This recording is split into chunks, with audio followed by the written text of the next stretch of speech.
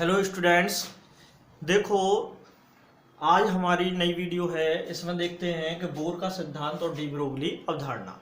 मतलब हमने de Broglie अवधारणा पढ़ ली थी पिछली वीडियो में, और अब उसकी समानता हम किससे कर रहे हैं, थोड़ी सी बोर सिद्धांत से। देखो, बोर सिद्धांत और डी ब्रोगली, इसमें अपन बात करते हैं कि बोर ने क्या बताया था कि इलेक्ट्रॉन है, और इलेक्ट्रॉन जो है वो वृत्ताकार पथों में चक्कर लगाता है। इलेक्ट्रॉन जो है वो किस पथों में चक्कर लगाता है? वृत्ताकार पथों में। तो इस वृत्ताकार पथ की त्रिज्या कितनी होगी? 2πr। यही हो जाएगी, क्योंकि एक वृत्त की त्रिज्या कितनी होती है? 2πr। और हमें पता है कि बोर ने ये भी बताया था कि तुम्हारा कि इलेक्ट्रॉन उन्हीं कक्षाओं में चक्कर लगाता है जिनका कोणीय संवेग यानी कि MVR क्या होता है? MVR होता है भैया NH/2π के बराबर होता है कि नहीं? तो यहाँ पे इनको थोड़ा सा एक्सचेंज करें अपन तो क्या हो जाएगा? 2πr। तो यानी कि यहाँ पे आ जाएगा 2πr बराबर किसकी? ये NH है भाई, NH/MV। यही हो जाएगा कि नहीं? 2πr बराबर हो जाएगा NH/MV। तो यहां से 2πr बराबर अगर हम निकालें तो NH/MV यही हो जाएगा कि नहीं? थोड़ा सा इसको डिस्टेंस दे के लिख लेते हैं, थोड़ा सा चेंज कर लेते हैं। चलिए, अब यहाँ पे हमें पता है ये तो कौन के अनुसार है भाई? बोर के अनुसार। किसके अनुसार है? बोर के अनुसार। ये बोर के अनुसार है, और हमें पता है डी ब्रोगली के अनुसार। डी ब्रोगली, तो डी ब्रोगली के अनुसार क्या है बेटाओ? डी ब्रोगली के अनुसार, तो डी ब्रोगली के अनुसार क्या है कि लैम्डा बराबर क्या होता है? H/MV होता है कि नहीं है? तो H/MV की जगह अपन क्या रख सकते हैं? लैम्डा। तो 2πr बराबर क्या हो जाएगा? n lambda. तो ये समीकरण आ जाता है। इसमें दोनों को ही समावेशित किया गया है। तो 2πr बराबर n लैम्डा, यानी कि जो वृत्त की परिधि है वो लैम्डा का पूर्ण गुणज होगी। ठीक है। वैसे तो इस पे कोई न्यूमेरिकल नहीं है, बस ये तुम्हारे सिलेबस में बता दिया है कि अगर तरंग प्रकृति है इलेक्ट्रॉन की तो वो क्वांटम के रूप में होती है कि नहीं। भाई n का अगर किसी चीज में गुणा हो जाता है तो इसका मतलब क्या होता है? वो चीज क्वांटित है। कैसी है? क्वांटित। मतलब 1 2 3 4 ऐसे पूर्णांक मान में है। किसमें है? पूर्णांक मान में। जैसे मैं यूं कहूं कि अपन जैसे यूं कहें कि 2 2 दूनी 4, 2 तिया 6, 2 चौके 8, 2 5 10, ऐसे एक रियल उसमें क्रम में, जैसे 1 2 3 4, या फिर 3 3 तिया 9, 3 तिया 9, 3 चौक 12, 3 5 15। तो ये क्या है? क्वांटित राशियां होती हैं। एक निश्चित गुणांक से यदि गुणा होता चलता है किसी राशि में तो उनको अपन क्या कहते हैं? क्वांटित। क्या कहते हैं? क्वांटित। जैसे कोई अपन जैसे एक उदाहरण लें तो आवेश है, जैसे सोडियम पे Na+ है, तो या तो Na+1 आएगा, या फिर +2 आएगा, या फिर +3 आएगा, या फिर +4 आएगा। कभी तुमने यूं देखा है कि प्लस का 1/2, या कभी तुमने ये देखा है कि माइनस का 1/2 है? ऐसे बटे में देखें कि कोई ये आवेश, तो आवेश भी क्या है? क्वांटित राशि। क्या है? क्वांटित राशि। मतलब जिस राशि को हमेशा पूर्णांक में रखा जाता है वो राशियां सब क्या कहलाती हैं? क्वांटित। तो इस तरह से जो वृत्त की परिधि है वो भी क्या किसके क्वांटित होती है? तरंग के क्वांटित होती है। तो ये दोनों क्या है तुम्हारे? बोर के सिद्धांत और डी ब्रोगली अवधारणा। तो n की वैल्यू यहाँ पे कुछ भी हो सकती है। n बराबर क्या हो सकता है तुम्हारा? 1 2 3 डॉट डॉट डॉट अनंत। ठीक है। तो इस तरह से कर सकते हैं कि नहीं? तो कर लोगे, कोई दिक्कत नहीं है। अब अपन देखते हैं कि हाइजेनबर्ग की अनिश्चितता का सिद्धांत। तो बोर का सिद्धांत तो हो गया, और डी ब्रोगली अवधारणा भी हो गई, और दोनों में आपस में हमने क्वांटित राशि मान भी निकाल दिया। तो चलो अब एक अगला देखते हैं। एक वैज्ञानिक था हाइजेनबर्ग, और उसने अनिश्चितता का सिद्धांत दे दिया था भाई। किसका? अनिश्चितता का। तो देखो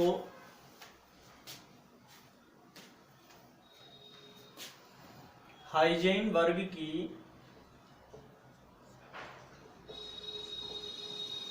अनिश्चितता का सिद्धांत।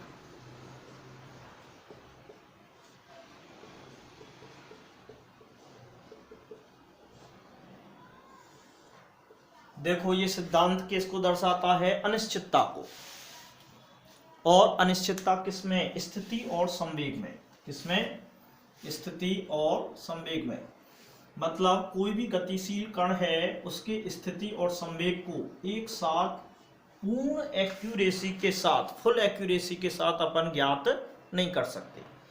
इलेक्ट्रॉन है यहां पे, ये इलेक्ट्रॉन चक्कर लगा रहा है भाई, और इलेक्ट्रॉन चक्कर लगा रहा है तो इसके स्थिति और संवेग को एक साथ ज्ञात नहीं किया जा सकता। दोनों में से कोई ना कोई एक अनिश्चित रहेगा। अगर स्थिति को ज्ञात करोगे तो संवेग में अनिश्चितता आ जाएगी, और यदि संवेग को ज्ञात करोगे तो स्थिति में अनिश्चितता आ जाएगी। दोनों में से कोई ना कोई एक चीज कैसी रहती है? अनिश्चित। ठीक है, दोनों में से एक चीज, दोनों को एक साथ नहीं ज्ञात कर सकते, दोनों को एक साथ ज्ञात नहीं कर सकते। तो उन्होंने बताया था, हाइजेनबर्ग नामक वैज्ञानिक ने क्या बताया था कि भाई तुम दोनों को ज्ञात तो नहीं कर सकते, लेकिन इनका जो गुणा है वो सदैव एक कांस्टेंट मान आता है। इनका गुणा जो होता है वो सदैव एक कांस्टेंट आता है। तो स्थिति में अनिश्चितता को उन्होंने प्रदर्शित कर दिया किससे? डेल्टा एक्स से। और संवेग में अनिश्चितता को डेल्टा पी से। और इसका मान बड़ा होता है या फिर बराबर होता है किसके? h अपॉन 2 पाई के। इसके h अपॉन 2 पाई के। h क्या है यहाँ पे? प्लांक स्थिरांक। और 2 पाई, पाई का मान तुम जानते ही हो 22/7 होता है। डेल्टा x क्या है? स्थिति में अनिश्चितता। और डेल्टा p क्या है? संवेग में अनिश्चितता। दोनों को एक साथ तो ज्ञात नहीं किया जा सकता, लेकिन दोनों का गुणनफल जो भी आएगा वो हमेशा किसके बराबर और अधिक होगा? h अपॉन 2 पाई के। अब यहाँ पे डेल्टा पी क्या है? संवेग में अनिश्चितता। तो डेल्टा x बराबर इंटू एम डेल्टा वी लिख सकते हैं अपन। भाई p बराबर एम वी होता है कि नहीं? मास इंटू वेलोसिटी, यानी कि द्रव्यमान इंटू वेग। तो यहाँ पे मास तो अनिश्चित कभी भी नहीं होता है, वेग अनिश्चित होता है भैया। तो m delta v is greater than equal to h upon 2 पाई।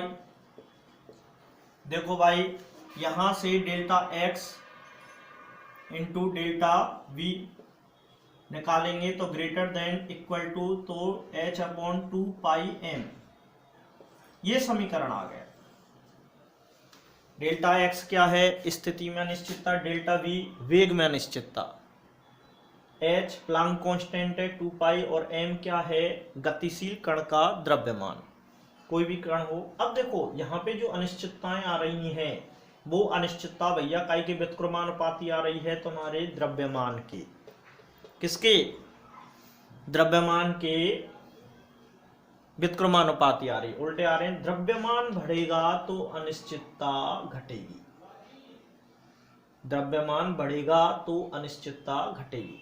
तो देखो जैसे जैसे कोई भी गतिशील पिंड है और उस गतिशील पिंड का आकार बढ़ता जा रहा है, द्रव्यमान बढ़ता जा रहा है, तो वैसे वैसे उसमें अनिश्चितता भी आती जाएगी धीरे धीरे धीरे धीरे धीरे। जैसे एक तो अपन इलेक्ट्रॉन की अनिश्चितता ज्ञात करें तो इसमें अनिश्चितता कैसी आएगी? ज़्यादा। एक हम हेलीकॉप्टर की बात करें तो हेलीकॉप्टर में अनिश्चितता कैसी हो जाएगी? कम, क्योंकि हेलीकॉप्टर का वेट जो है वो कैसा है? ज़्यादा। गतिशील वो भी है और गतिशील ये भी है, दोनों ही गतिशील हैं, लेकिन अनिश्चितता किस में ज़्यादा आएगी? इलेक्ट्रॉन में, क्योंकि उसका द्रव्यमान कैसा होता है? कम। और जो तुम्हारा हेलीकॉप्टर या हवाई जहाज है उसका द्रव्यमान कैसा होता है? ज़्यादा। तो इस तरह से जो अनिश्चितता है वो किसके व्युत्क्रमानुपाती होती है? द्रव्यमान के। तो अपन कर सकते हैं भाई इसको। तो चलिए अपन इस पे आधारित कुछ एक न्यूमेरिकल देख लेते हैं। देखो अनिश्चितता पे आधारित एक क्वेश्चन करते हैं, तुम्हारी बुक का ही है ये भैया। एक सूक्ष्मदर्शी उपयुक्त फोटोन का उपयोग करके किसी परमाणु में इलेक्ट्रॉन को 0.1 एंगस्ट्रॉन दूरी के अंतर्गत उसकी स्थिति जानने के लिए प्रयुक्त होता है। तो उसके वेग में अंतर्निहित अनिश्चितता क्या है? देखो, इसमें स्थिति में अनिश्चितता दे रखी है हमारे लिए, यानी कि डेल्टा एक्स की वैल्यू दे रखी है। तो डेल्टा एक्स दे रखा है 0.1 एंगस्ट्रॉन यानी कि 0.1, और एंगस्ट्रॉन की वैल्यू कितनी होगी 10⁻⁻10 मीटर। और हमसे क्या पूछा गया है भाई, डेल्टा वी कितना आएगा। और अब इसमें द्रव्यमान भी नहीं दे रखा है, लेकिन इलेक्ट्रॉन है। क्या है? इलेक्ट्रॉन। इलेक्ट्रॉन के लिए जो द्रव्यमान है यानी कि m की वैल्यू जो होती है, इलेक्ट्रॉन दे देता या फिर फोटोन भी दे देता ना, तो फोटोन और इलेक्ट्रॉन एक ही मतलब है भाई, ठीक है। अगर मान के चलो कि फोटोन दे देता तो भी कोई दिक्कत नहीं थी। तो यहाँ पे m बराबर इलेक्ट्रॉन का द्रव्यमान कितना है 9.1 गुणा 10⁻31, और ये किस में होता है, केजी में हो जाता है कि नहीं। चलिए, अब ये वाली चीजें आ गई निकल के सामने।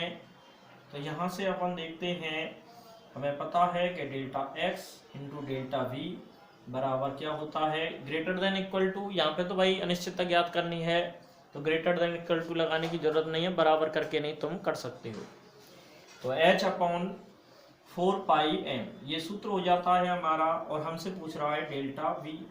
तो डेल्टा v बराबर हो जाएगा h/4πm और डेल्टा x हो जाएगा कि नहीं। तो डेल्टा v बराबर हो जाएगा h यानी कि 6.62 गुणा 10⁻34 बटे 4 इंटू पाई का मान कितना होता है 3.14, और m की वैल्यू कितनी है 9.1 गुणा 10⁻31 केजी में।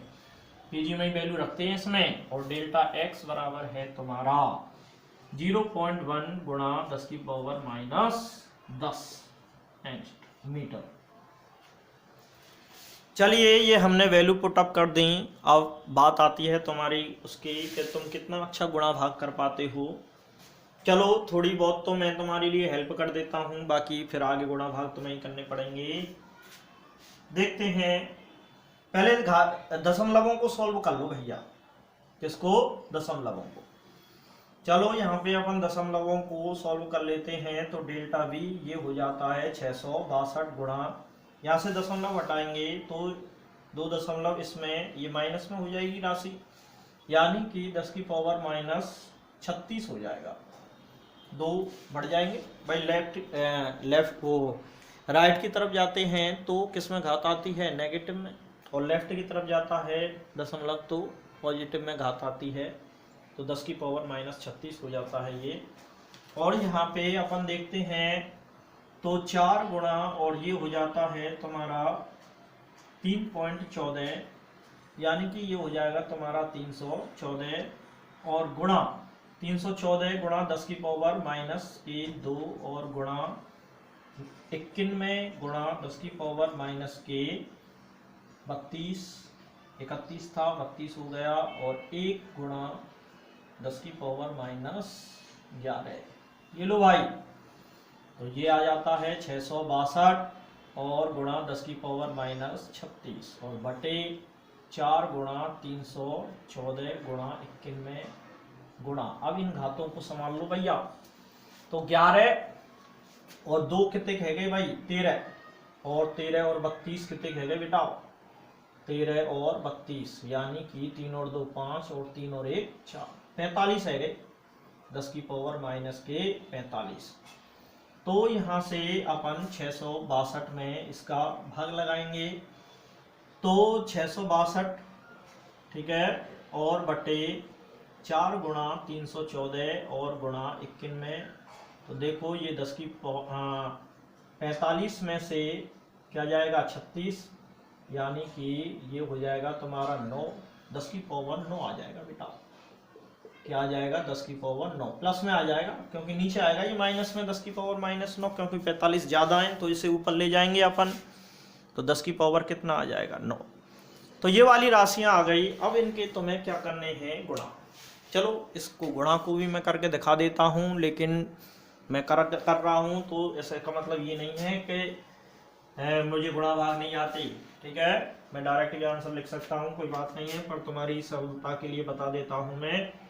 तो देखो बेटाओ 314 का गुणा करेंगे किसमें, 91 में, तो 91 में गुणा करो तो 314 की 314 आ गए भैया, और 9 चौक 36, हासिल लगी 3, और 3 में भैया 9 एकम 9, और 9 और 3 कितने कह गए 12, 12 की कितना ले लेंगे अपन 2, हासिल लगी कितनी 1, तो अब 9 तिया 27, 27 और 1 कितना हो जाएगा 28, ये लो भैया, तो 4 6 और 1 7 और 3 6 और 1 7 और 3 और 2 5, ठीक है, और ये 8 और ये 2, ये लो भैया, कुल मिला के आ गया तुम्हारा 662 गुणा 10 की पावर 9 और बटे 4 गुणा 2 8 5 7 और 4।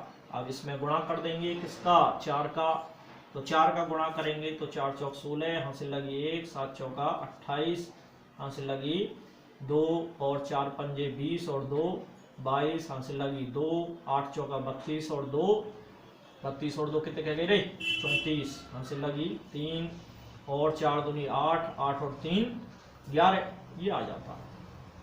चलिए तो 662 गुणा 10 की पावर 9, और ये आ गई तुम्हारी वैल्यू 11 42 86।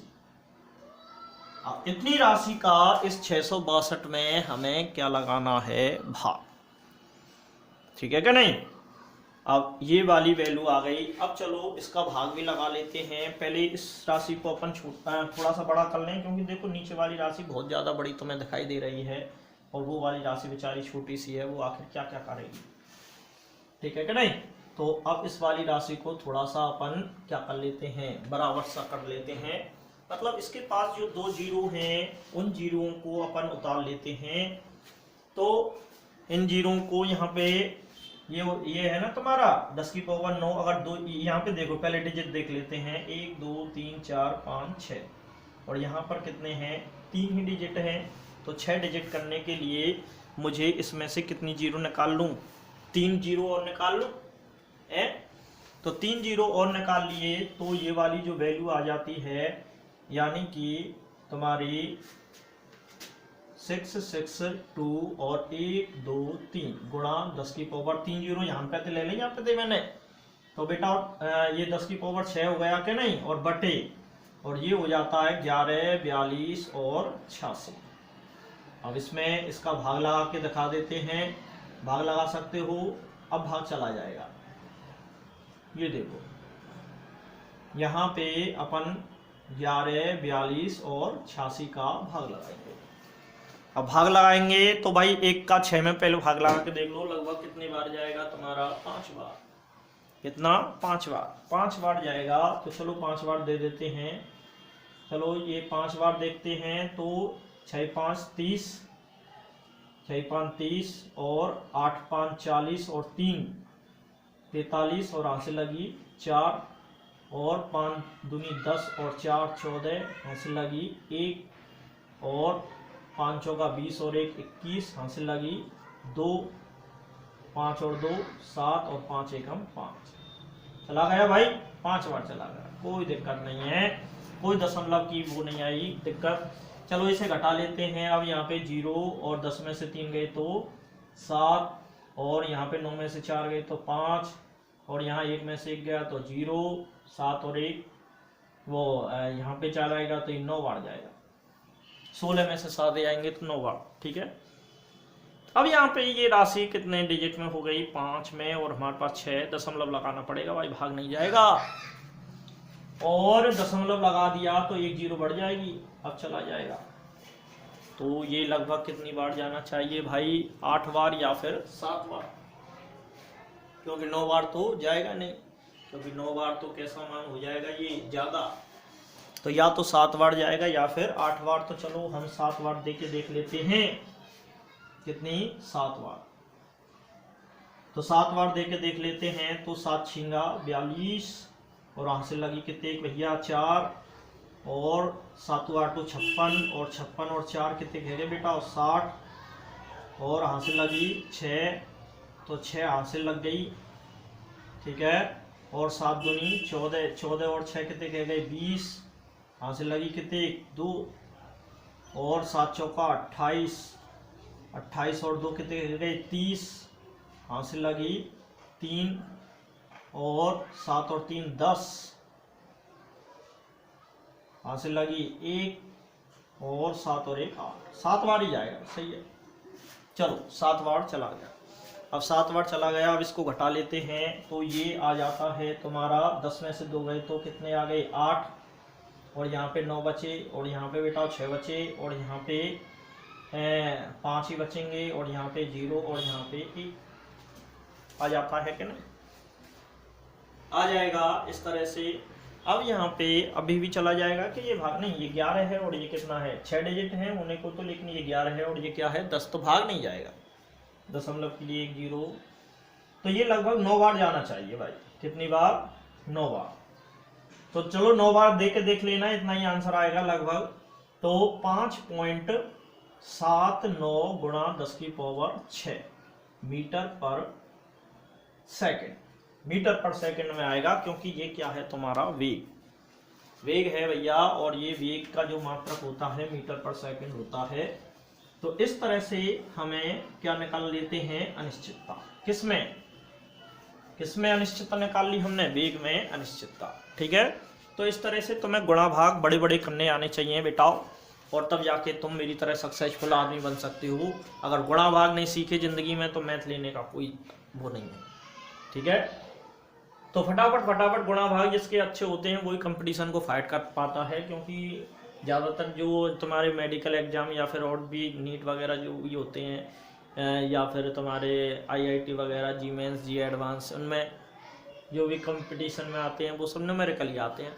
फिजिक्स में देख लो, चाहे तुम्हारे केमिस्ट्री में देख लो। तो गुणा भाग अच्छे से आने चाहिए और एक ही बार में एक्यूरेट आने चाहिए, ठीक है, और फास्ट आने चाहिए, तो ही अपन सॉल्व कर पाएंगे। तो चलो ये हुआ तुम्हारा क्वेश्चन किसका, अनिश्चितता पे आधारित। इसके बाद अपन नेक्स्ट वीडियो में लेंगे, तो आज के लिए इतना ही काफ़ी है, अगला टॉपिक नेक्स्ट वीडियो में लेंगे। चलिए।